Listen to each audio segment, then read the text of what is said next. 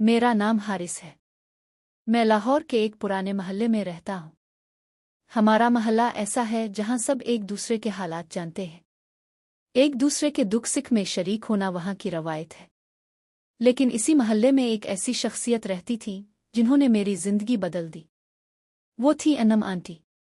वो उम्र में मुझसे बड़ी थी, मगर उनकी शख्सियत ऐसी थी कि कोई भी उनकी तरफ खींचने से खुद को रोक नहीं सकता था। हमेशा साफ सुथरी साड़ी में मलबूस, चेहरे पर हल्की मुस्कुराहट और आंखों में अजब कशिश।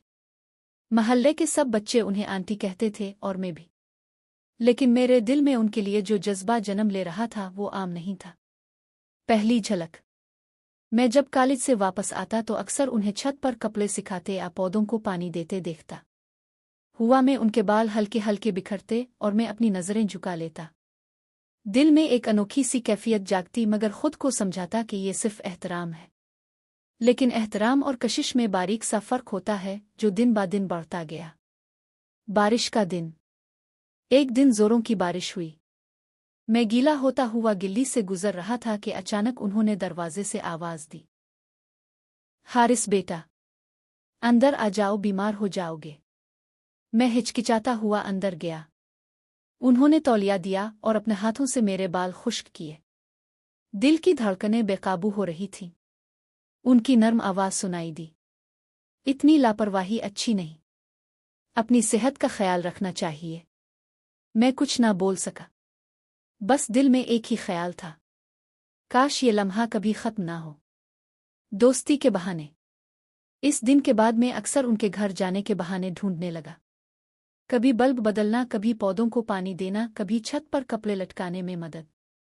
वो हमेशा मुस्करा कर कहती, तुम तो मेरे लिए बेटे जैसे हो। लेकिन मेरे दिल में ये रिश्ता बेटे का नहीं था। मैंने अपनी जज्बात को छुपाए रखा, मगर हर दिन उनके करीब जाकर मेरा दिल और उलझने लगा। पहली बार दिल की बात। एक शाम महल्ले में बिजली चली गई। अंधेरा छाया हुआ था, सब अपने घरों के बाहर बैठे थे। मैं भी अन्नम आंटी के पास जा बैठा। कुछ लम्हे खामोशी रही, फिर हिम्मत करके मैंने कहा, आंटी। नहीं, अन्नम जी, अब से एक बात कहना चाहता हूँ। वो चौंके, कैसी बात हारिस? मेरी आवाज लरज रही थी। मैं आपको सिर्फ महल्ले की आंटी नहीं समझता। मेरा दिल आपके लिए कुछ और कहता है। आप मेरी जिंदगी की सबसे खास शख्सियत हैं। वो चौंक गईं। कुछ लम्हे खामोश रहे, फिर धीरे से बोले, हारिस, ये मोहब्बत आसान नहीं। लोग क्या कहेंगे? उम्र का फर्क है, समाज बातें करेगा। मैंने उनका हाथ थाम लिया और कहा, लोग हमेशा बातें करते हैं, लेकिन दिल की सच्चाई सबसे बड़ी है। जुदाई का दर्द। इस एतराफ के बाद उन्होंने मुझसे फासला बनाना शुरू कर दिया। महल्ले में भी मुझसे कम बात करने लगे। मैं टूट कर रह गया। लेकिन मैंने हिम्मत ना हारी। मैंने फैसला किया कि अपनी मोहब्बत को खुलूस और सब्र से साबित करूंगा। मैं उनके बच्चों की मदद करता, उनके कामों में साथ देता। कभी सामान उठा देता, कभी उनकी वालिदा की खबरगिरी करता। वो देख रही थीं कि मेरा जज्बा वक्ती नहीं है, दिल की जीत।